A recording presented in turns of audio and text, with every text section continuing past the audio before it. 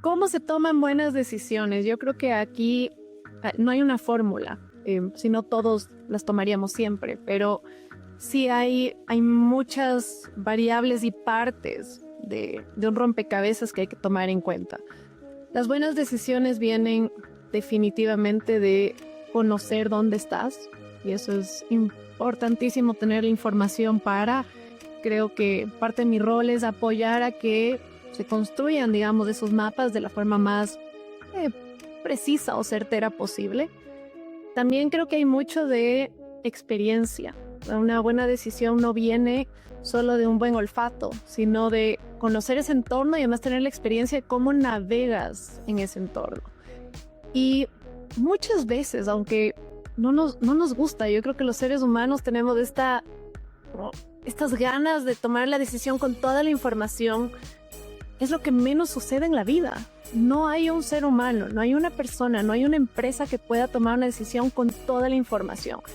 Y aprender a navegar esa incertidumbre, aprender a tomar una decisión con las piezas que tienes, creo que es clave. Y esa capacidad humana de hacerlo es algo que tenemos que desarrollar.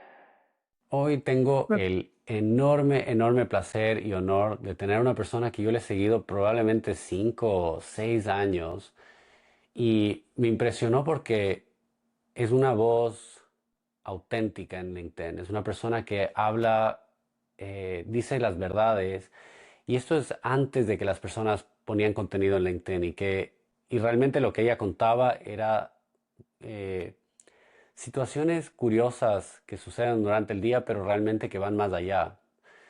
Así que viendo que ahora tengo un podcast, quiero agradecer a todas las personas que siguen, suscriben, dan like, porque si no fueran por ustedes, no podría decirle a Lauren, que ahora nos acompaña, que por favor ven a hablar conmigo para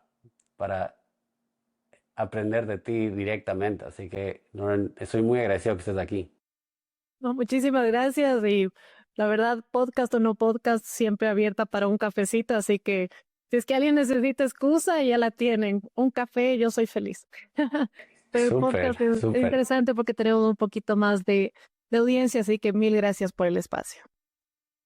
De hecho, dices del café como apertura, pero yo pienso Ujú. que cuando tienes un café, digamos es que nos reunimos para un café y te digo, Lauren, ¿cuál es tu filosofía de vida? Vas a decirme, uy, Ahmad, qué preguntón, ¿cómo hace estas preguntas tan pesadas? Yo pensé, pero en podcast siempre se puede ir un poco más profundo, así que esa va a ser mi misión de hoy, tratar de aprender lo más de ti y empecemos como para las personas que no te conocen, ¿de dónde vienes?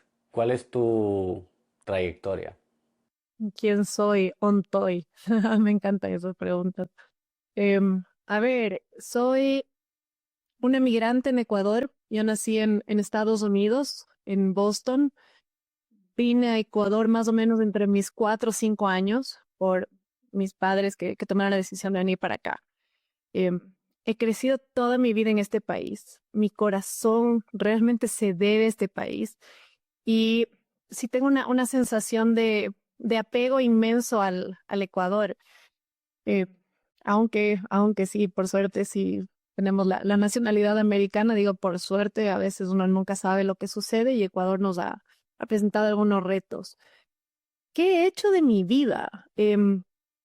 Creo que siempre he sido una persona bastante dispersa. Estudié en el colegio dos especialidades, una parte social y una parte de física. Entonces yo me gradué como física matemática y con una especialidad en psicología.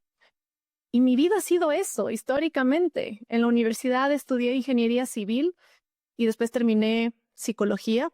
Después hice un MBA. Recién me acabo de graduar en otra maestría de astrofísica. Entonces, la verdad creo que el mundo del comportamiento humano y de la física y el comportamiento del universo, sea a macro o a micro escala, siempre han sido mis pasiones. Trabajo en investigación de mercados, que de alguna manera me permite tener un matrimonio perfecto de estas dos pasiones. La gente y obviamente ya la parte más estadística, más numérica, un poquito lo que me ha llevado la vida a hacer con lo que he aprendido Y un poquito aquí es donde me encuentro a día de hoy después de 40 vueltas al sol en este planeta. Me encanta, me encanta. Y estoy tan interesado porque yo siento que tú y yo hablamos del mismo idioma. Yo también soy una persona muy analítica, pero además me gusta la parte creativa, me gusta la parte de entender a las personas y que a veces los números no explican el comportamiento y a veces el comportamiento no explica los números. O sea, a veces hay esas contradicciones y tú trabajas traduciendo esa información en valor real dentro de un banco muy grande y al mismo tiempo lo que hablaba antes, tú construiste una voz muy grande en Ecuador y en LinkedIn, que seguramente ha superado las fronteras. Pero quiero tomar este espacio como para conectar esas dos cosas y además hablar contigo de cómo se toman las mejores decisiones y cómo se construye credibilidad. Preguntotas. A ver, me encanta, me encanta. ¿Cómo se toman buenas decisiones? Yo creo que aquí no hay una fórmula, si no todos las tomaríamos siempre, pero sí hay muchas variables y partes de un rompecabezas que hay que tomar en cuenta. Las buenas decisiones vienen definitivamente de conocer dónde estás, y eso es importantísimo tener la información para. Creo que parte de mi rol es apoyar a que se construyan, digamos, esos mapas de la forma más eh, precisa o certera posible. También creo que hay mucho de experiencia. Una buena decisión no viene solo de un buen olfato, sino de conocer ese entorno y además tener la experiencia de cómo navegas en ese entorno. Y muchas veces, aunque no nos gusta, yo creo que los seres humanos tenemos como estas ganas de tomar la decisión con toda la información, es lo que menos sucede en la vida. No hay un ser humano, no hay una persona, no hay una empresa que pueda tomar una decisión con toda la información.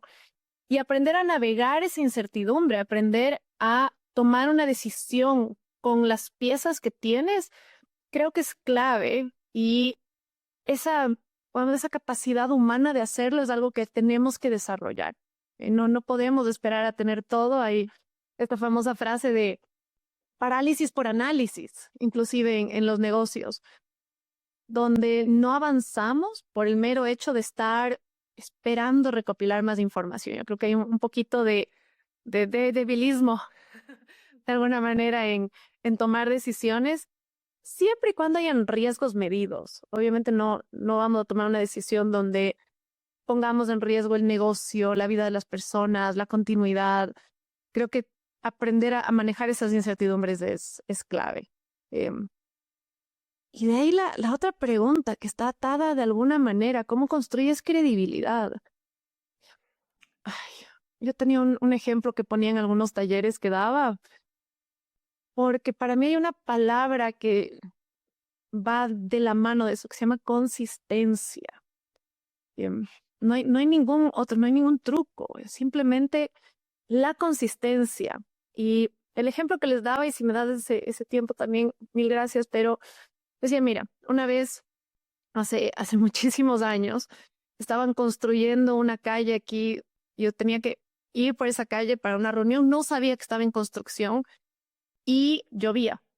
Eh, Cuando llegué a la calle, yo estaba con el tiempo medido, de repente me di cuenta que no iba a llegar. Era una reunión con el gerente general de una empresa inmensa. No iba a llegar si me quedaba en el taxi. Me bajé del taxi, comencé a caminar en la lluvia, llegué bastante más despeinada de lo que estoy en este momento. Entré al baño, me traté de secar lo que bien pude y entré a la reunión. Em, claro, no estaba en las condiciones ideales de ir a presentar a un gerente general la información que yo llevaba. Pero em, si es que eso hubiese sido la primera y única vez que esa persona me hubiese visto en la vida, probablemente hubiese tenido una impresión terrible de mí y llegaba en malas condiciones, medio sin aire, corriendo a través de... Pero como ya me conocía, supo que lo que yo hice fue un esfuerzo para llegar, porque consistentemente a través de todos los contactos que habíamos tenido, yo había cumplido. Y esto era una vez que por alguna razón no lo había logrado en las condiciones ideales. Y claro, ahí es cuando te das cuenta cómo vas construyendo de alguna manera esta marca personal que le llaman ahora, o esta consistencia que le llamamos, donde las personas saben qué esperar de ti porque has rendido de una manera similar durante un periodo largo de tiempo y pueden saber cuando algo no es tan tú. Incluso hay días que te dicen, no, ¿cómo estás? Te siento raro, porque hay esa consistencia. Em, y si es que algún truquito hay en la vida, y si es que algo doy yo en todos los talleres de LinkedIn, es eso, es netamente consistencia con cómo somos, consistencia con hacerlo a través del tiempo, y también la consistencia de hacerlo de forma recurrente. Eso para mí es la única clave que les puedo dar. Nadie tiene que fingir ser otra persona. No sé si han visto, pero en mi LinkedIn hasta yo tengo la foto de cabeza. El lugar más serio del planeta Tierra. La red donde no te permiten de alguna manera humor. Tiene que ser tan rígida y laboral. Y no es así, porque yo no soy así. Entonces que uno puede de alguna manera mantener su esencia y su personalidad a través del espacio en el que está, te vuelves consistente y la gente sabe qué esperar y la gente ya no se sorprende de forma rara, no te vuelves casi como esquizoide. En una red soy así, en otra red soy así, en persona soy distinta. Em, más o menos, gruesamente, em, saben qué esperar cuando ven los perfiles y eso es lo que tenemos que construir. Nuestra alma no cambia en distintas redes o en distintos espacios y tenemos que ser claros con eso. Qué gran respuesta, dos preguntas enormes. Y la primera, y empezamos, o sea, ya empezamos quiero profundizar un poco más en cada una de estas dos temas. Pero curiosamente, esta mañana tuve una reunión de team building que era cuál sería un superpoder que quisieras tener. Y mi superpoder era cómo poder tomar las mejores decisiones. Eso quiero como mi superpoder. Y la segunda, yo pienso que la consistencia es un superpoder también. Así que estamos súper Gracias. alineados. Lo que te quisiera preguntar sobre toma de decisiones y sobre todo el manejo de la incertidumbre, porque nadie puede llegar al 100% de información. Usualmente las decisiones son 80%, 90% intervalo de confianza, para usar términos un poco más técnicos. Pero hay un 10% a veces de intuición y hay veces que la intuición es en contra de los números. ¿Cómo manejas esas situaciones? Ay, a ver, es que no hay una respuesta, porque cada situación te va a traer retos completamente distintos. Y eso es lo importante entender. Esto es completamente contextual o situacional. Em, Todo va a depender de qué esté en la línea. Para mí eso siempre ha sido la gran pregunta. Cuando estoy haciendo una investigación o cuando estoy apoyando en un proceso de toma de decisiones, el endgame es una de las cosas que más pregunto. O sea, ¿cuál es el objetivo del negocio? No el objetivo de la investigación, el objetivo del negocio. ¿Qué podemos ganar y qué podemos perder? ¿Cuál es ese objetivo macro que tenemos? Ese es el que nos va a decir a nosotros el nivel de incertidumbre que podemos llegar a tener. Y te pongo como ejemplo, cuando trabajas con farmacéuticas o cuando trabajas con medicina, el endgame es la vida de una persona. Es eso, es tan sencillo como eso. El nivel de incertidumbre que puedes llegar a tener al decidir algo, que lo que está en juego es la vida de una persona, es muy difícil decirte anda por la intuición. ¿Ok? Tenemos temas regulatorios, hay estudios que se tienen que hacer con niveles de confianza en unos periodos de tiempo mucho más largos, porque lo que estamos tratando de hacer justamente es reducir esa incertidumbre o ese margen de error. Si es que me dices en un negocio, el endgame es cambiar cómo transaccionan las personas en un país, que dejen de usar efectivo y comiencen a usar medios digitales. No estamos hablando de la vida per se, pero sí estamos hablando de hábitos, de cómo van a manejar su día a día. ¿Van a poder subirse o no van a poder subirse a un bus? Si es que nosotros comenzamos a de alguna manera desmaterializar el efectivo. Entonces, también hay riesgos grandes. Si es que me dicen, por ejemplo, sabes que el riesgo son $1,000, pero esos son los únicos $1,000 que tiene esa persona para invertir en ese negocio, el riesgo es altísimo. ¿Eh? Lo que tenemos que saber cuando nosotros estamos apoyando, estamos en un proceso de toma de decisión es eso. ¿Cuánto va a impactar? ¿Cuál es el impacto final? Y con eso nosotros vamos a tomar una decisión mucho más inteligenciada de cuál es ese margen en el que nos podemos mover. Lo importante también es entender que la decisión no solo es el paso final. La decisión ocurre en intervalos más pequeños y creo que el mundo de la agilidad nos ha enseñado este concepto de prueba rápido, testea rápido, falla rápido y aprende rápido para poder ir iterando. Porque la decisión no solo es el último día que uno dice sí o no, es todo ese proceso en el que nos vamos nosotros construyendo distintos momentitos. Entonces, funciona o no funciona, la gente le gusta o no le gusta, suma o no suma, entienden o no entienden, y lo hacemos en un periodo de tiempo para poder llegar a una decisión final mucho más certera. Pero para mí son esos dos momentos claves. El uno, que está en juego para saber los niveles de riesgo que uno puede tener y el proceso como tal que construye la toma de decisiones, que tenemos que hacerlo en estas partes y piezas de una manera consistente y coherente para no llegar al final y decir, bueno, sí o no, sino por estas razones, por esto que hemos visto, por toda la información que construye el proceso de toma de decisiones, vamos o no vamos. Me encanta ese concepto de romper o ir construyendo como una escalera sí o no, o en qué porcentaje inclusive, ni siquiera en sí o en blanco y negro, sino más bien decir, la persona entiende en un 80%, la persona adopta en un 60%, la persona habla o promociona esto en un 30%, por ende, esta decisión tiene un 35% de chance de éxito. Entonces es casi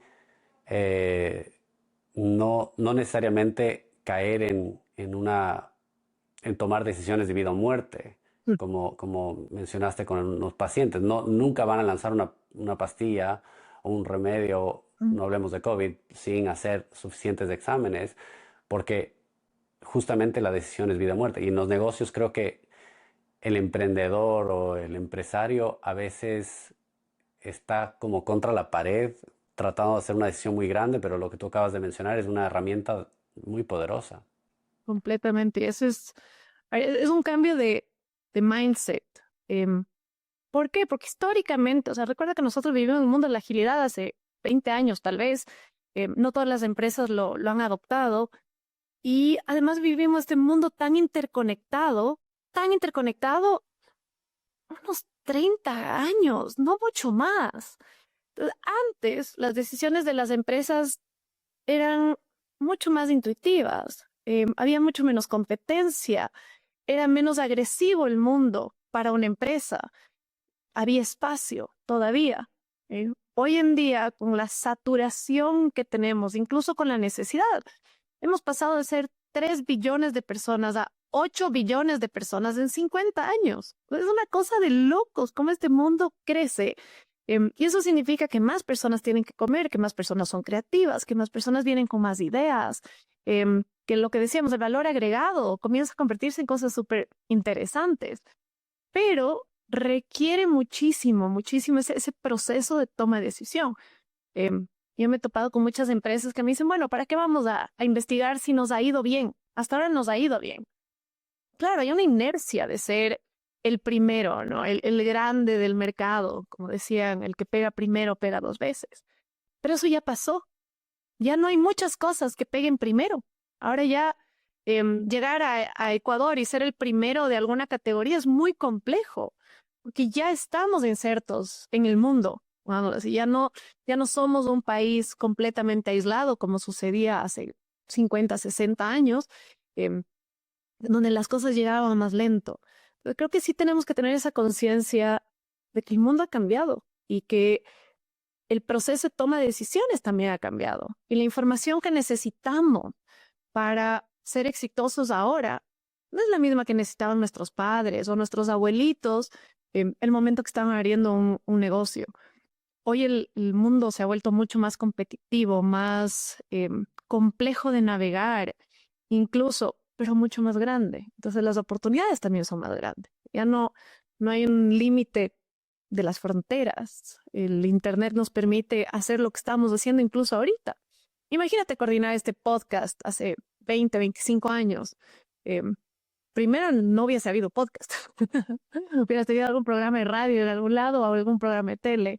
Em, Suponía viajes, suponía estadías, costos asociados complejos, negociaciones mucho más grandes.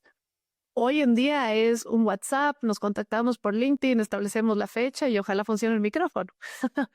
Pero todas esas cosas cambian la vida, em, y creo que tenemos que estar listos a lo que se viene también.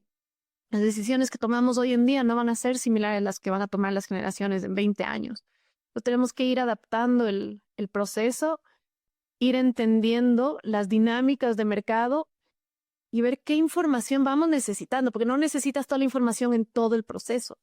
Hay momentos de descubrimiento, hay momentos de refinamiento, de testeo con las personas, dependiendo del tipo de negocio que tengas. Entonces sí tenemos que ir como desmenuzando la necesidad, em, y no sobrecargarnos de información, sino tener ese criterio de qué voy necesitando en qué momento para poder tomar la decisión. Y me gustó también lo que dijiste, que vas primero con el objetivo grande de la empresa, porque o si no la investigación puede ser irrelevante contra ese objetivo y te llenas de información y yo pienso que la información es como un menú muy grande, siempre es más difícil escoger lo correcto. En cambio, cuando tienes el objetivo claro, creo que si sabes escoger las variables que más van a cambiar ese objetivo, te enfocas ahí y posiblemente tienes más descubrimiento. Sí, Algo que sí. algo que me impresiona o me gustaría saber tu opinión es, y lo acabas de mencionar, que el mundo ha cambiado, que estamos en otra etapa y que estamos más conectados, estamos más primer mundo ahora que nunca. Sin embargo, esta puede ser mi forma de verlo, pero veo que el Ecuador y Latinoamérica en general está un poco estancada en datos. Los datos no son tan fiables o no son tan fáciles de conseguir. No es como Estados Unidos que tienes data de cuánto shampoo se compra en un supermercado en solo una esquina, y es libre. ¿Cómo, cómo se hace, cómo lo ves tú, el tema de datos, el tema de tener más información y cómo haces un estudio de mercado que sea fiable cuando no tienes toda esta data? Me hiciste acuerdo a un chiste que leí ahora de mañana, perdón. Decía, cuando dijiste tercer mundista, había un meme que me salió ahora de mañana. Nosotros somos el tercer planeta desde el Sol en nuestro sistema solar, entonces todos los países son del tercer mundo, ¿o no?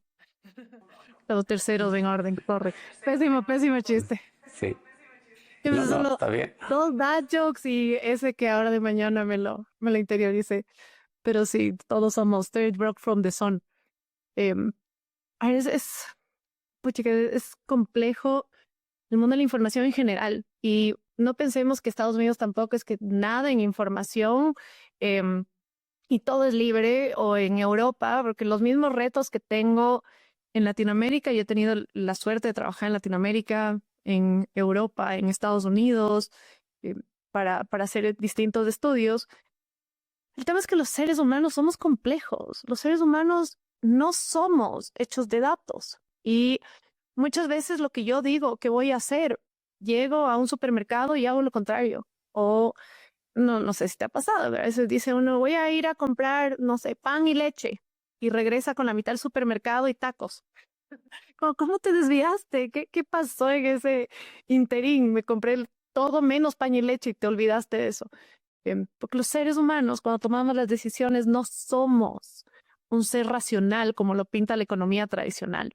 Creo que uno de los grandes descubrimientos que hizo la economía hace unos años fue eso, que el ser humano no se comporta como una fórmula. Aunque tú puedas predecir todo, el ser humano cuando llega y hace algo es mucho más complejo. em, Puede tener sesgos, puede haber estado una persona que le llamó la atención y estaba viéndole comprar y por esa razón, por sentirse observado, tomó otra decisión, o porque algo estaba en promoción, o porque cambiaron el empaque y le pareció más atractivo. Em, Nuestras decisiones están influenciadas por tanto em, que el hecho es solo ver el número, cuánto vendes o cuánto sale o cuántos dólares ingresaron al negocio, nos vamos a perder muchísimo las razones que las cosas suceden. Estados Unidos tiene mayores censos, sí, mayor conectividad de alguna manera. Creo que Latinoamérica se está poniendo al día más que nada en los temas em, o del contenido del ser humano que vive en sus países. Los censos se han ido actualizando, la información en general han tratado de mantenerla más abierta y más actual. Pero el número no te va a decir el por qué. Muy pocas veces un número te va a decir por qué está sucediendo eso. Tú vas a entender que algo está sucediendo, pero muy difícilmente cómo capitalizarlo, cómo convertir eso en una oferta de valor, cómo hacer que eso em, tenga alguna atracción en el negocio. Entonces, es súper importante, más allá de solo lo que está sucediendo, que va a ser el dato estadístico o el conteo que tengamos, es entender por qué se está dando ese comportamiento, por qué están creciendo esos stocks o decreciendo esos stocks, por qué la gente decidió comprar más o menos de tal cosa. Porque cuando entramos en pánico, el papel higiénico es lo que viene a nuestra cabeza para comprar. ¿Por qué? Porque son esos pánicos que tenemos adentro o esos sueños que tenemos. Y ahí entra el comportamiento humano muy, muy inherente y muy vinculado a por qué se están moviendo esos números. Creo que esa es la mayor complejidad, que muchas personas creen que el número es la decisión. Y el número solo explica lo que está sucediendo. Se está dando esto, pero no sabemos por qué. El reto es, como te decía, tener ese matrimonio, como te decía al inicio, de entender qué está haciendo que se mueva. Y me he topado muchísimas veces, ahora por suerte digo, también las redes sociales nos han ayudado a socializar ciertos conceptos que antes no se oía. Por ejemplo, correlación y causa. Antes, para mis pobres alumnos que he dado clases más de 20 años, em, hace 20 años era una cosa de locos descubrir la correlación y la causa.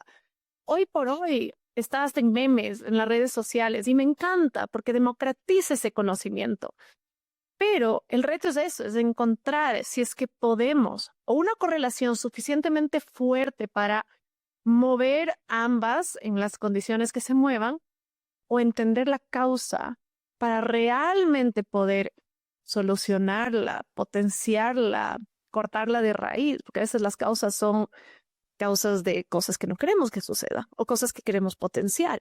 Entonces tenemos que entender eso. em, y sí, el reto va a ser siempre la información, hagámoslo, pero la información ya no es tan cara de conseguir. Otra vez, hace unos años me decían en mi investigación de mercados y la mitad salían corriendo despavoridos pensando que iban a hacer millones de dólares. O sea, no es así. Em, Hoy en día tenemos la capacidad de responder en muchos mejores tiempos, en una calidad mucho mayor, en costos mucho más acotados, pero necesitamos estar dispuestos a que las personas nos den la info. Y ese es un reto, que a veces las personas dicen, no, pero es que ya saben todo de mí porque ven mi tarjeta de crédito y saben cuánto consumo y en qué consumo y cuánto hago y por qué hago eso. Sabemos los números, pero yo no sé el alma que está detrás, qué está haciéndole tomar esas decisiones. Y eso es clave. Me encanta.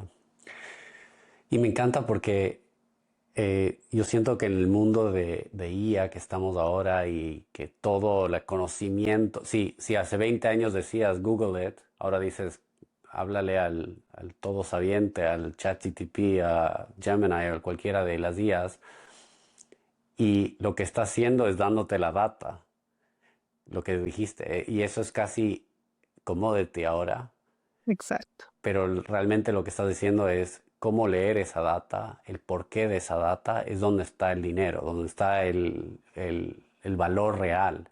Porque si la data es comoditizada, porque tenemos todas las tarjetas de crédito y tenemos todos los teléfonos, no significa nada, no significa que puedes tomar una decisión sobre eso todavía. O sea, no todavía. Creo que los dos universos son claves. Y hay que entender que el uno depende del otro y el uno explica el otro. Yo me acuerdo hace años, tuve una cliente. Y esto es lo que puede hacer con la data, ¿no? La data es para mí lo más maleable y lo más fácil de tratar. Cuando a mí me dan números, es súper sencillo, pongámoslo así. ¿Ya? ¿Por qué? Porque yo puedo agarrar 100 encuestas y ver cuántas de esas son hombres, mujeres, qué hicieron, hacer unas regresiones y puedes dividir entre hombres y mujeres de tal edad, ta, ta, ta. Y llega un punto donde puedes fraccionar la data tanto que puedes estar hablando de partes de seres humanos. Puedes, del 100% puedes estar hablando de un 0,5% de personas. No hay la mitad de una persona que toma una decisión. ¿Ya? En una muestra de Ujú, 100 o de ujú. 50 personas, estás hablando de un pedazo de persona. Entonces, hay que tener tanto cuidado con la data, el número, porque el número puede decir cualquier cosa. Y si no nos inteligenciamos en cómo trabajar con los datos, vamos a tomar muchas decisiones que no van a mover el negocio. Y me ha pasado, pues decía la causa y la correlación. Sentimos que muchas correlaciones pueden afectar al negocio y a mí me han llegado en la vida, no sabes cuántos requisitos, es que ya invertimos, ya gastamos, ya hicimos la investigación y nada se mueve. Pero nos dijeron que hagamos esto y nos dijeron que hagamos el otro. Eh, claro, muchas correlaciones son lindísimas, porque son variables que se mueven casi idéntico. Justo veía, yo que sigo tantas páginas de estadística y de datos, em, número de personas que se llaman Alex con número de carros que usan gasolina en el mundo, ambos decreciendo, ¿no? Correlación. ¿Qué tienen que ver? O sea, no hay nada entre esas dos variables que hayan hecho que la una cause el efecto que la otra está viviendo. Pero se ven bonito. Creo que la parte estadística y la parte matemática, ningún ser humano, a ver, no voy a decir ninguno, y hay obviamente seres vivos geniales que nacen con eso prendido, pero las matemáticas no son innatas. No es como el lenguaje, no es como el cariño, no es como el apego emocional o la empatía. Las matemáticas, la estadística, son forzadamente entregadas a nosotros, eh, por mala suerte, con mucha complejidad, en algunos casos, más de la necesaria, que genera cierto nivel de rechazo, de dificultad de entendimiento. Y luego, cuando somos adultos y tenemos que tomar decisiones, muchas están basadas en datos y les generamos ese rechazo y no aprendimos a navegarles. Y como no es intuitivo, no hay nada matemático que sea intuitivo, no hay nada. O sea, un número irracional es lo más irracional que hay. O sea, me muero de la risa, ¿no? Pero la raíz cuadrada de -1, ¿qué significa eso en la vida real? Nada, no significa nada. Los seres humanos no estamos hechos para entender la data de una forma intuitiva.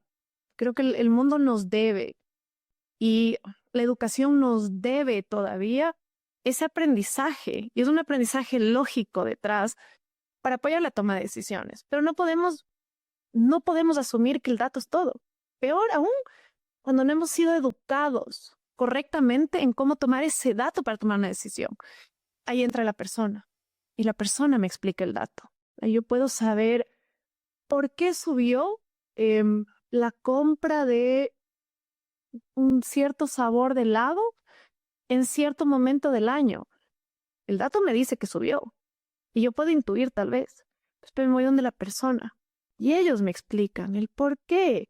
Y resulta que vieron sus hijos un TikTok y está de moda en tal lugar y fueron a comprar el helado porque querían probar. Y es un reel viral que nadie tenía idea. ¿Eh? Pero eso no vamos a saber si no preguntamos. Nos vamos a quedar con el dato de subió, capaz yo subo la producción, y de repente no hay demanda. Entonces también hay esos riesgos inmensos de no entender el por qué y no saber qué hacer con el negocio. Sí, sí. De hecho, esto puedo compartir desde mi lado. Yo manejo inversiones, patrimonio en inversiones, y mi trabajo es encontrar los mejores proyectos de inversión. Y lo más mal entendido, y me especialicé en estadísticas y matemáticas, o sea, mi mundo es números, pero, y todos creen que invertir es pasarme horas viendo Excel y la gente me manda en Excel y yo veo 10 a 15 proyectos cada semana. Y eso es algo que muy pocas personas saben, es que cuando me mandan un proyecto para inversión, yo siempre le digo, cuéntame la historia. Porque el dicho, el papel aguanta todo. Yo digo, tú me puedes poner la historia de, yo voy a comprar un edificio de 1000 metros a $100 del metro, le voy a invertir $20 del metro para hacerle bonito y le voy a vender en $150, entonces voy a ganar $30 por metro y, y digo, ¿y qué más? Qué bonito, qué bonita historia, qué bonito plan.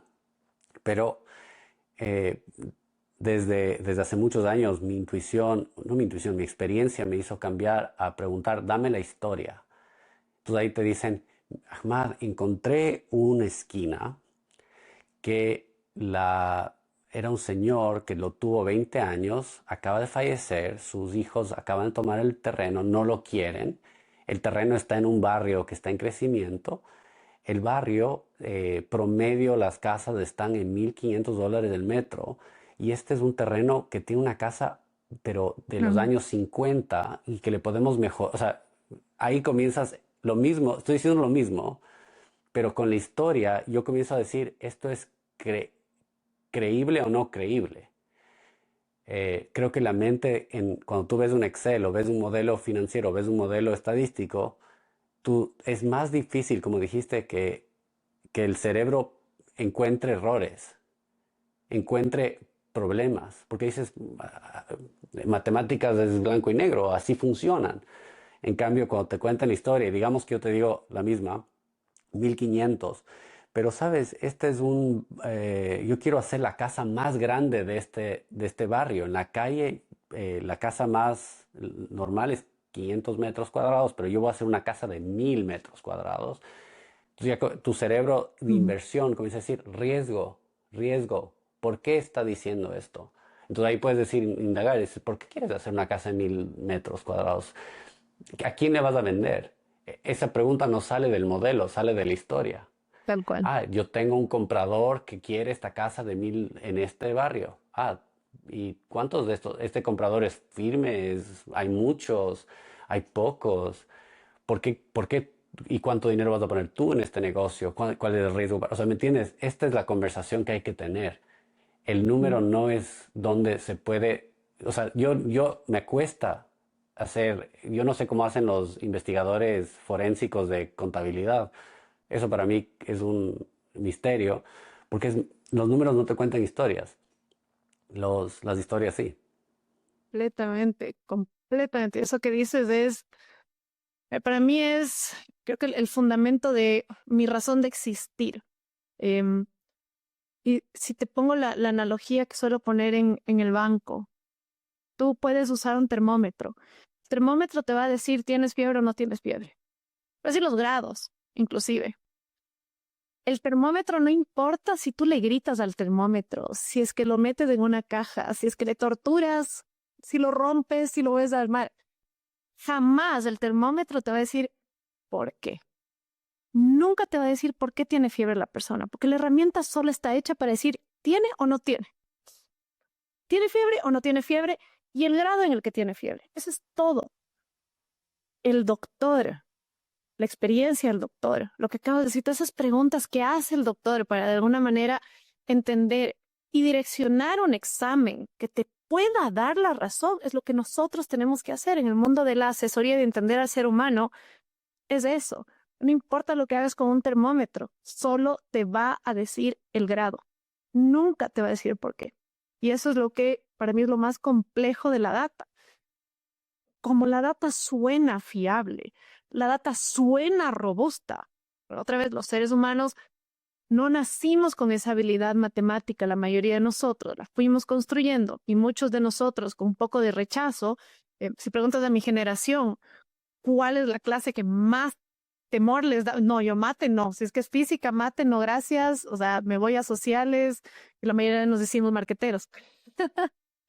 Pero de verdad, nacimos con eso. Entonces, son de alguna manera herencias que vamos trayendo a la vida. Eh, Quienes amamos las matemáticas éramos los nerds, los bichos raros y los desadaptados de la historia también, o sea, por el otro lado, ¿no? Pero el dato suena fiable, pero no te está diciendo por qué. Y tenemos que tener muchísimo Sí. cuidado de lo que acabas de decir, esa experiencia.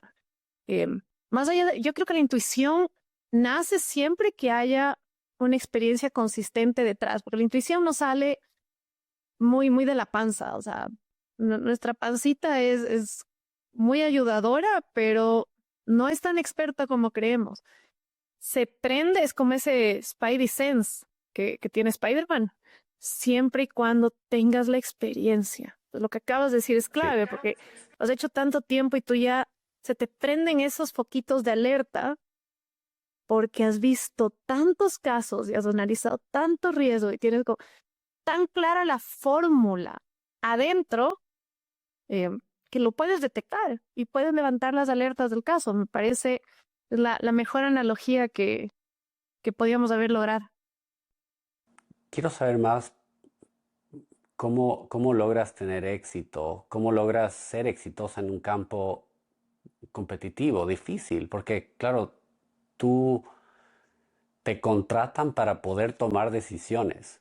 Así que yo siento que no es tráeme un plan de marketing o tráeme un plan de redes sociales que implementas y si funciona bien y si no, haces otro. Aquí es, Lauren, necesito saber qué decisión, dónde expando, dónde puedo recortar, qué puedo hacer, decisiones un poco más complejas o más grandes, como tú dijiste, cambiar un país de usar efectivo a usar dinero digital. Tu equipo, ¿qué diría que te obsesiona? ¿En qué estás obsesionada? ¿Pero qué Ay, dirían Dios, ellos, no tú? ¿qué dirían ellos?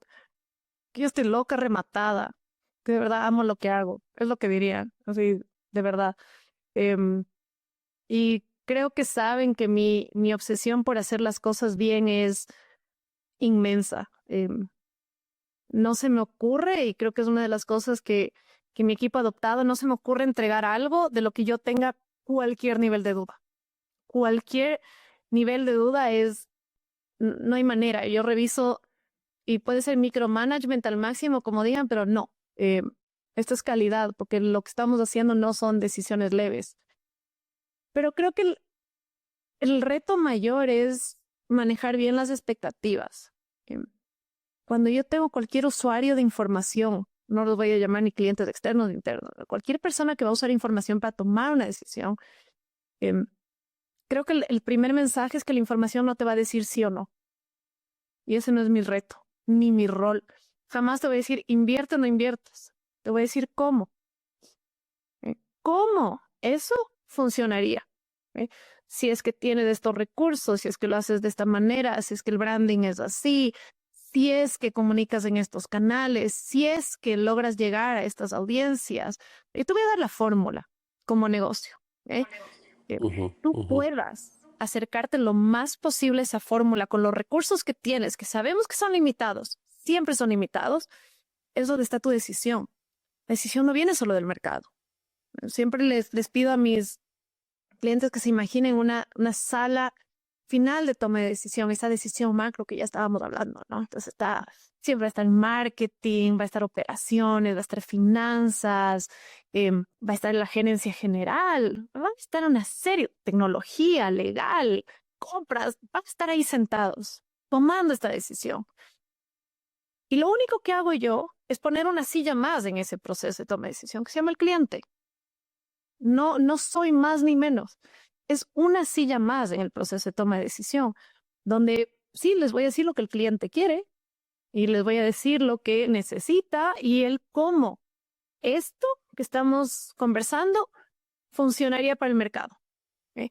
Si es que estamos en capacidad, todos como empresa, de responder esas necesidades lo más cerca posible a lo que quiere ese cliente, hay negocio y se toma la decisión. Caso contrario, si me dicen, oye, ¿sabes qué? Podemos, pero nos tocaría comprar una flota de camiones y no nos alcanza la plata, o nuestra cadena de distribución no da para, o nuestra tecnología no soporta lo que necesita la gente, no importa lo que diga la gente. Y lo lamento muchísimo. Pueden quererlo, pero si yo no tengo la capacidad de hacerlo como negocio, hay cosas y decisiones que se tienen que tomar previo a solo cumplir un sueño. Ujú. Entonces, es súper Sí. importante tener eso en consideración. Como te digo, ¿cómo construyes, cómo haces que la gente tome decisiones con información? Así, siendo claro. La información no es el endpoint, no es el endgame. La Ujú. información del mercado de la persona es una parte más en el proceso de toma de decisiones, que muchas empresas se olvidan, lamentablemente. En mis primeras reuniones, ya como gerente general de una empresa que dirigí unos años, yo llevaba un cartelito a estas decisiones que se llamaba el cliente. Entonces le ponía ahí, estaban los gerentes, los administradores, todo les ponía el cliente, decía, ¿qué dice el cliente? Pero no es la única verdad. Capaz el cliente quiere cosas que no podemos o no queremos Ujú. hacer estratégicamente y son decisiones que se tienen que poner sobre la mesa. Yo siempre hago el chiste de si le preguntas al cliente qué quiere, te va a decir más barato y más cantidad. Siempre. O sea, Sí, no hay deme más caro y menos. O sea, no existe ese conceptualmente, no, nunca va a tomar ese rol. Entonces es correcto. El cliente tiene un rol, pero no es del todo. Más bien cierto. es una parte. Y me gusta esto de considerarle parte, porque a veces ni está presente, que pasa mucho en muchas empresas. Pero en las otras que le consideran el todo, más bien, el caso de Henry Ford es el que se me viene a la mente, que si le hubiesen Lo baño preguntado a más los rápido. clientes qué querían, es un caballo más rápido o Sí. un kart más ligero. Completa. Es que esa es la fórmula, yo le digo, es la fórmula del cliente, más por menos. O sea, dame más en mayor cantidad o disponibilidad y el menor costo posible, pero por eso tienes que tener tanto cuidado en qué le preguntas a la persona, porque si es que Henry Ford hubiese hecho esa pregunta, ¿qué desarrollo tendríamos ahorita? Tendríamos tal vez, no sé, barras energéticas para caballos, tuviésemos kites más ligeros para caballos, tendríamos no tendríamos carros. Y ahí, ese es el reto, la innovación siempre viene del productor. Eso es algo que muchas veces las empresas se olvidan. eh, Ellos son los responsables de innovar. Escucharle a la persona y ver cómo pueden de alguna manera responder esas necesidades. Pero claro, no Sí. puedes hacer lo que el cliente dice siempre, porque si no me siento en un chifa y pido una pizza.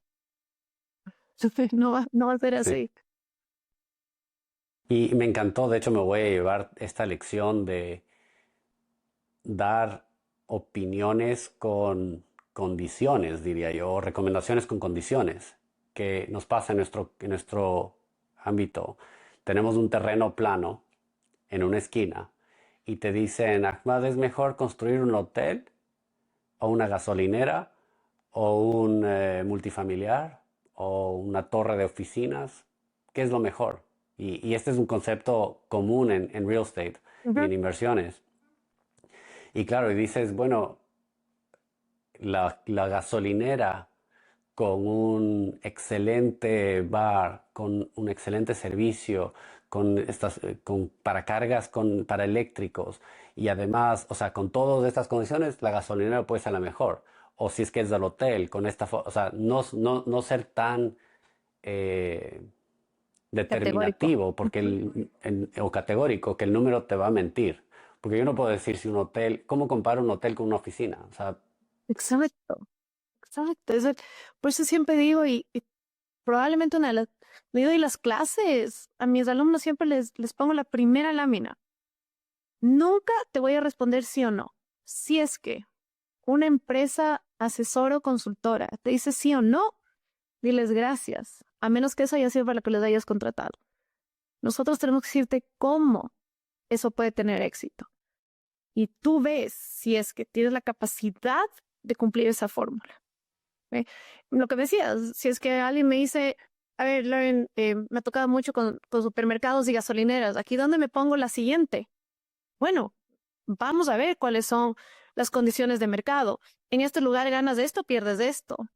¿Qué es lo que tú prefieres? En este lugar, en cambio, ganas esto, pierdes esto. No es una respuesta blanca y negra.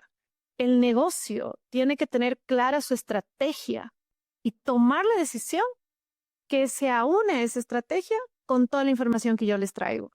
Yo no tomo la decisión. Si no, yo fuera consultora y no soy. Para dar opiniones, número uno, pero para eso no me pagan. Entonces, yo no Sí, y soy... creo que es mal entendido les- esto. Me encanta que hayamos esclarecido lo que es un estudio de mercado.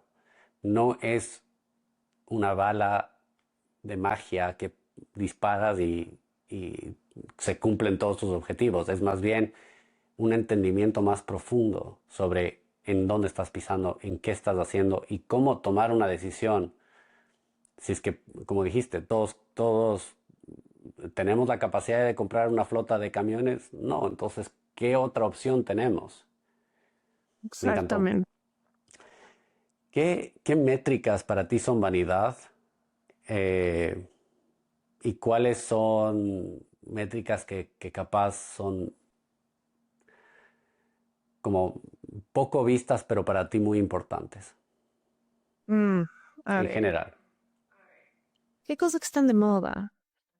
Y a la gente le gusta. Yo no soy tan fan, pero vamos a dejarlos de lado. Em, Métricas que para mí son claves, son métricas contrastadas.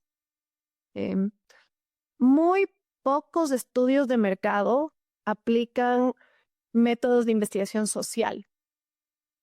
¿A qué me refiero? Toman la voz de las personas como verdad absoluta.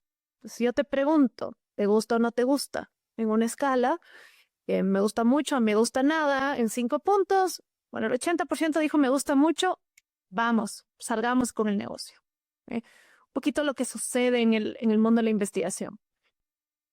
Pero las personas, como te decía, somos más complejas, somos unos seres mayoritariamente irracionales y puede que algo me guste, pero que no pague por ello, o que el momento que me tope con eso, mi costumbre sea más fuerte que mi intención de prueba. Entonces, mucho de lo que trato de hacer y creo que he tratado también de inculcar a mis equipos es traer un poquito de la sociología de los estudios sociales hacia el mundo de la investigación de mercados. Si es que tú has visto, o incluso la psicología, em, si has visto esas baterías de test psicológicos, donde te preguntan más o menos lo mismo, pero de otra forma, en 100 Ujú, preguntas. ujú. O tenemos que aprender a contrastar así también el comportamiento humano. Pues si ahora solo te pregunto, oye, ¿te gustan, no sé, estos audífonos, ya? Em, Tengo aquí los dos que estaban luchando. ¿Cuál te gusta más? ¿Cuál comprarías? Muy probablemente el proceso de toma de decisiones sea errado, porque el ser humano, lo que declaramos, lo que nosotros decidimos decir, ya tiene una serie de sesgos, ya tiene una serie de taras que ni siquiera controlamos, que me van a hacer tomar una decisión equivocada. Entonces, el reto de mi investigación es traer lo bueno de otras ciencias, probablemente hacer grupos de control, grupos de contraste, grupos experimentales. No sabes cuántas veces en el banco, afortunadamente. Obviamente trabajo en un banco que me ha permitido a mí experimentar y probarles de estas cosas, donde hacemos con distintos proveedores la misma investigación en distintos momentos del año para ver y controlar estos temas o cambiar cómo haces la pregunta, cambiar contra qué contrastas un producto u otro para poder tener esa real mirada a la psique humana. Porque si es que asumimos que les pregunto, ¿te gusta o no te gusta? ¿Viste o no viste? ¿Cuál es la primera marca que se te viene a la mente? Vamos a cometer un sinnúmero de errores si es que no estamos dispuestos a experimentar. Y creo que la investigación de mercado se ha olvidado de eso. Se ha tomado como una certeza y se ha olvidado que estamos tratando con seres vivos, con seres humanos y la maravilla que eso supone y esa capacidad de poder de alguna manera, contrastar la información. Te digo, yo he tenido suerte, no sé si suerte, tal vez soy un poco molestosa en mi trabajo. Y le digo, déjenme probar esto y les traigo las pruebas para que lo vean, porque realmente tomar una decisión en condiciones que no reflejan una realidad es otro riesgo que no tengo por qué yo sumarle al riesgo ya existente, todas las otras variables que no controlo. Pero sí, creo que he tenido suerte o las condiciones indicadas para poder traer estos experimentos. Es algo que siempre les invito a mis colegas, a mis proveedores. No nos quedemos solo con lo que dijeron, porque las personas te van a decir sí a todo lo bueno y no a todo lo malo. ¿Y para qué investigamos? Cuando sabemos que todo lo gris es lo que hace el negocio. Y ahí es donde tenemos que jugárnosla. Me encantan. Para resumir, capaz de este punto que creo que es súper importante, es todo, o lo que acabas de decir, y estoy de acuerdo, todo pregunta, encuesta donde tienes una sola variable y no tienes este contraste, es superficial en sí. Y yo creo que Cierto. eh, todos nos podemos acordar de un momento que en un restaurante nos dieron una encuesta y te dicen cómo estuvo el ambiente, cómo estuvo la comida, cómo estuvo la atención, cómo estuvo esto. Pero nunca no te preguntan, ¿usted prefiere más atención o cantidad o la variabilidad del menú? O sea, no están haciendo una encuesta más profunda donde podamos entender a la persona. Tal Porque cual. todos hemos hecho esas encuestas. Sí, la comida estaba rica, el ambiente bonito, y la persona que va a leer esta encuesta va a decir, no sé qué mejorar. No, Lo que, ¿cómo no, le llaman? Esas son las métricas de, ¿cómo le llaman? Como de ego, algo así, no me acuerdo cómo se llama. Ahí alguien vanidad. de vanidad. Ay, está bien. O sea, yo también me puedo ir y dar un pat in the back, pero siempre, otra cosa, ¿no? Es súper importante ver el volumen, pero si es que a mí me dicen, mira, el 70% de tus clientes están satisfechos y tengo 1 millón de clientes, 300.000 Ay, no ay, están satisfechos sí, y nadie puede quedarse. O sea, a mí me aterra un gerente general que se vaya a dormir tranquilo diciendo, el 70% está satisfecho. Me da no, pánico. No puedo vivir con eso. O sea, a mí me da ansiedad, me comienza a titilar el ojo cuando veo indicadores así. Porque tenemos que estar trabajando y al 70%, ok, mantengámoslo. Pero ese otro 30% son miles, centenares de miles. Y si estamos hablando de millones, hay negocios de millones de personas que se felicitan, se pagan bonos y se van felices de la vida al nuevo año diciendo, tenemos 80% de satisfacción. Y yo me muero. Te juro, me muero por dentro porque siento que es una métrica de vanidad. Entonces, por eso para mí la satisfacción, los NPS, estos indicadores que se han convertido como un termómetro, me dice, tengo o no tengo fiebre, pero no me dice nada más. A mí me preocupan muchísimo. Em, Son indicadores que no te ayudan a tomar decisiones, te ayudan a pagar bonos. Está bien, hay que hacerlo, pero el negocio no se puede regir por eso, porque no va a mover absolutamente nada. sí, me encanta. No, no quiero dejar de hablar del otro lado, porque creo que este otro lado, tu experiencia como una gran voz, como una gran cuenta, como inspirando a otras personas a que comiencen a pensar, y fue la pregunta de la credibilidad. ¿Cómo construiste tu red sin realmente ser famosa, sin escándalo, sin, sin ser como un poser, sino más bien con tanta genuinidad? Mirando atrás, ¿qué dirías que fue esa clave al éxito? Me pregunta tantas veces qué hice, pero si alguien se mete y ve mis otras redes sociales, de verdad son deplorables. O sea, yo no soy una persona de redes sociales. En Facebook tengo las fotos de mi hija. En Instagram prácticamente es mi biblioteca personal de cosas que me atraen, pero no sé, 1000 seguidores, nada. No, yo no soy de redes, yo no soy una persona que entró a las redes a hacer algo. Em, pero ¿qué pasa con LinkedIn? Y creo que tuve la suerte de haberme de alguna manera volcado a esa red porque comencé haciendo unos posts bien, no voy a decir la palabra, pero bien básicos.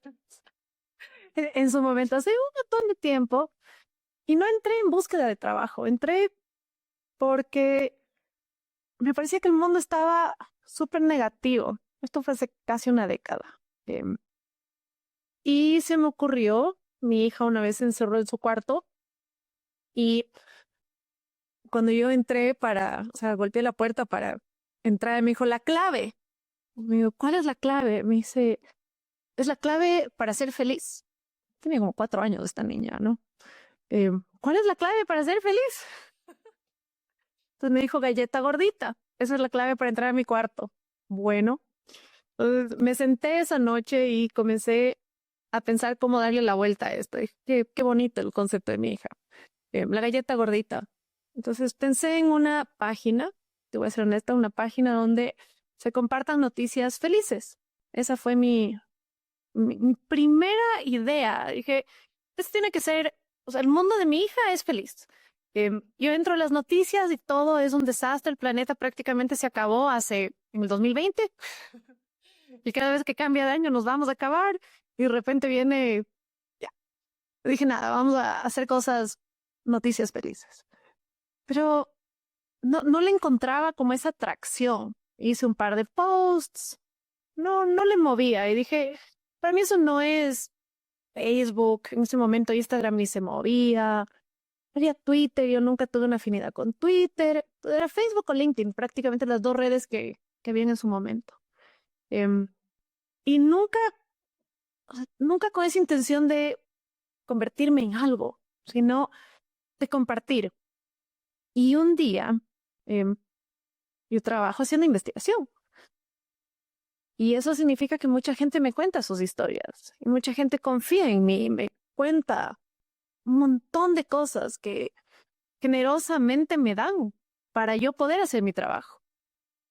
Y había una persona que se había quejado muchísimo de ciertos temas contractuales y me acuerdo el post que hice, ¿no? Como que piden estos juniors con 50 años de experiencia y con el salario de antes que junior, ¿no? De pasante. Posteé eso. La mañana siguiente me levanté y tenía 1000 likes. Y yo, Dios mío, ¿qué hice? ¿Qué es esto? Y tenía comentarios. Me puse a responder a todo el mundo, así como responsablemente. Y ese fue el momento donde dije, aquí hay algo. Ah, algo sucede en este mundo donde no solo necesitamos como estas noticias positivas, porque otra vez como clavarte las cosas, decirte, ven a leer. Em, necesitamos lo que yo hago, que es escucharle a la gente y poder identificarnos o no. Yo no te posteo solo cosas positivas, hay muchas cosas que me han cuestionado, que me han hecho a mí pensar, pero tío, yo tengo esta carga universal, o sea, a mí me llueve humanidad encima. ¿Qué te puedo decir de otra manera? Tengo la suerte de tener este trabajo, tengo la suerte de que personas de tan, tantas diferentes formas de pensar confían en mí, me dicen lo que piensan, que comencé a compartir eso. Em, Cosas personales en las que yo me enfrentaba también, temas laborales, y lo único que hice fue o sea, contar mi historia. Y eso ha generado un montón de afinidad y falta de afinidad, para ser honesta, y hay gente que también me ha caído, me ha cuestionado, y para mí eso es valiosísimo. Nunca quisiera que mis redes estén solo llenas de, ay, felicitaciones de amor, y porque sentiría que no estamos siendo honestos con nosotros mismos. Hay veces que he dado de baja posts porque no han tenido de alguna manera una afinidad y han generado mucho más tracción negativa en la gente, y algo que no necesito, pero la verdad es eso, es simplemente compartiendo lo que he tenido la suerte de recibir. Y yo no hago nada con eso adentro, excepto ser feliz, ¿no? Y cuestionarme a mí. Ujú. Pues lo que he hecho es volcarlo hacia palabras, que es lo peor que te dicen que hagan en LinkedIn, que postees imágenes y videos y podcasts, es como la fórmula. Yo no me he salido de escribir. De vez en cuando posteo sí ciertas imágenes, ciertas cosas que me llaman la atención, pero siempre con la referencia. La verdad es que me he volcado a las letras y algo hay ahí en los seres humanos que tenemos esa capacidad de identificarnos y para bien o para mal, ahí están las letras y las personas me dicen sí, no, ¿por qué? Aportan. em, y una última cosa que creo que siempre he hecho es respetar las opiniones de la gente que viene a comentar. Nunca he tratado de censurar. eh, Siempre trato por lo menos de dar un like o responder porque tengo que reconocer a la persona que ha hecho ese esfuerzo también. Trato. A veces ya obviamente se me van los días o las horas, pero siempre trato de reconocer eso porque es como que alguien te diga hola y no saludes.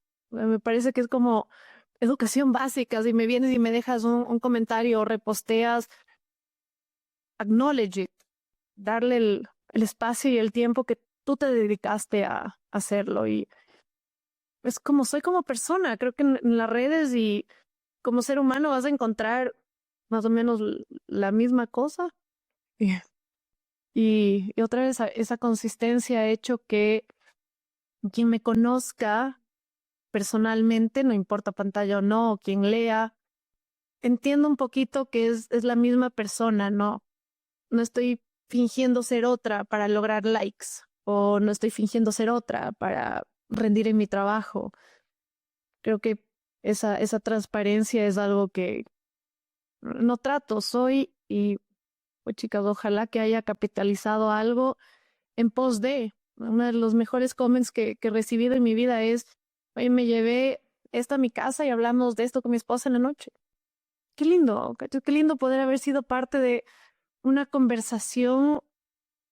No estoy, yo sé que no cambio vidas, no soy neurocirujana, ya no estoy salvándole el universo a nadie, pero invitar a la reflexión o que nos identifiquemos y que podamos hacer esa conexión como humanos, creo que es súper valiosa también. Me encantan tus respuestas. De hecho, de una persona que te ha seguido, yo creo que es más de 5 o 6 años. Pero claro, Siempre tienes una gran capacidad de dar, eh, de compartir cosas interesantes. O sea, realmente creo que tienes esa gran capacidad y estás siendo genuina, que eso es donde, y auténtica, claro, tal vez tu respuesta hoy día podría ser yo hice la investigación del mercado y traté, era de haber dicho eso. La próxima te robo. Me la pero llevo. realmente simplemente dijiste, tengo acceso a conversaciones interesantes que pueden servir a los demás y tu gratificación viene cuando alguien te dice, yo conversé esto con mi familia. ¿Qué es algo que tú haces en silencio, que tal vez nadie sabe, pero te da éxito todos los días? Sabes que yo tengo una pelea con la palabra éxito. Porque creo que o sea, creo que el éxito está de alguna manera valorado de una manera distinta a como yo la veo. Tal vez es eso. Creo que mucho del mundo del éxito se ha convertido en esto más que éxito exitista. Y si me preguntas a mí, yo no tengo éxito en nada. Yo soy una persona a duras penas, ojalá mediocre o más en lo que hago y en lo que trato de hacer, porque estoy en proceso y nunca voy a asumir que he logrado el éxito en algo. Eh, pero ¿qué es algo que a mí me llena? Tal vez si lo veo desde esa arista. em, a ver, yo eh, tengo como tal vez dos macro motivaciones en mi vida y han sido muy estables desde hace mucho tiempo y creo que les debo muchísimo a esos universos. El uno es mi hija. em, y algo que hago, no tan en silencio porque es bien bulliciosa. Entonces, 14 veces me he escrito durante qué vamos a hacer, a dónde vamos a ir a comer, a dónde vas a llevar, ya. Pero mi enana, digo, ya 14 años de compartir vida con ella es tal vez una de las partes silenciosas de alguna manera de mi vida, pues mi vida personal, que no es tan visible, como te decía, no es que yo soy influencer de vida personal, eh, pero ella es motor absoluto de todo. Eh, si algo hago, lo primero que pienso es qué va a pensar la Roberta o qué va a pensar ella cuando sea más grande o esto le va a sumar en su vida o estoy haciendo algo en detrimento de su futuro. Te juro, es la variable uno en cualquiera de mis fórmulas. Em, y la otra cosa que no sé si es tan silenciosa porque como notas tengo una voz alta y soy muy conversona, es dar, eh, desinteresadamente dar. Si alguien me pide tiempo, si alguien me pide conocimiento, si alguien me pide cualquier cosa que yo, atención, consejos, no soy buena para dar consejos, no me pidan, pero si me piden lo primero y lo único que puedo hacer es dar, porque he tenido el privilegio de recibir mucha información. Creo que es lo único que yo te puedo decir que puedo hacer. O sea, tomo decisiones para mi hija, con ella en el centro, y mientras más pueda yo entregar un poquito, sea de palabras o de... Sí, es que no tengo nada más que dar. La verdad sea dicha, es un poco lamentable, ¿no? Yo quisiera poder ir a donar 6.000 millones de dólares como hizo la señora de Dell, eh, pero mi universo me ha permitido dar esto y es lo que desinteresadamente doy. Esa famosa frase, ¿no? Que si es que yo tengo un poema y tú tienes el teorema de Pitágoras y lo intercambiamos, los dos tenemos ahora un poema y un teorema y hemos crecido. Nadie se dio nada, se multiplica y eso para mí es el conocimiento, lo que yo pueda dar doy. Y no tengo ningún recelo, no tengo ningún celo profesional, no tengo nada de conocimiento que me quiera llevar. Es más, ojalá me pudieran exprimir así como esponja y mandarme seca, porque nada hago yo con esto. Yo, la verdad, soy una herramienta al uso de quien me tenga alrededor. Es lo que trato de transmitir y de hacer. Lauren, tienes mucha profundidad. Quiero estar desacuerdo contigo porque no eres de mediocre para arriba, eres realmente una persona admirable, yo creo Ujú. que ejemplaria, has hecho una gran carrera, has logrado muchos hitos y manteniendo una humildad que creo que es súper importante y se nota. Entonces, solo quiero estar en desacuerdo en ese punto, pero de ahí creo que lo que Let's dijiste es agree to muy disagree. profundo. Gracias. Disagree to disagree. Sí. Te quiero agradecerte nuevamente por haber venido, por compartir tus experiencias, por abrirte a entender un poco más lo que es la investigación en el mercado, lo que haces, también lo que has logrado en LinkedIn es increíble, a pesar de que sea, no diría por accidente, pero solo por ser tú misma. Así que eh, feliz de tener tu amistad, de ojalá en algunos años volver a hacer este podcast y entender qué más has aprendido, porque sé que en este tiempo que has aprendido de investigación del mercado, cada vez eres más una inteligencia más aguda, más sabiduría, más experiencia. Así que gracias nuevamente. No, te agradezco a ti, la verdad. Nada de mi parte, completamente agradecida por el espacio. Súper chévere la conversa, súper chévere. Gracias por dirigirla de esa manera, muy interesante el espacio y como te decía, lo que puedo hacer es dar, así que cuenta conmigo cuando quieras. Y esperemos que no pasen años hasta poder conocernos también en persona, porque ya nos vimos No, aquí. eh, sí, estaré en Ecuador pronto y te aviso, seguro. Seguro. Listo, te agradezco un montón.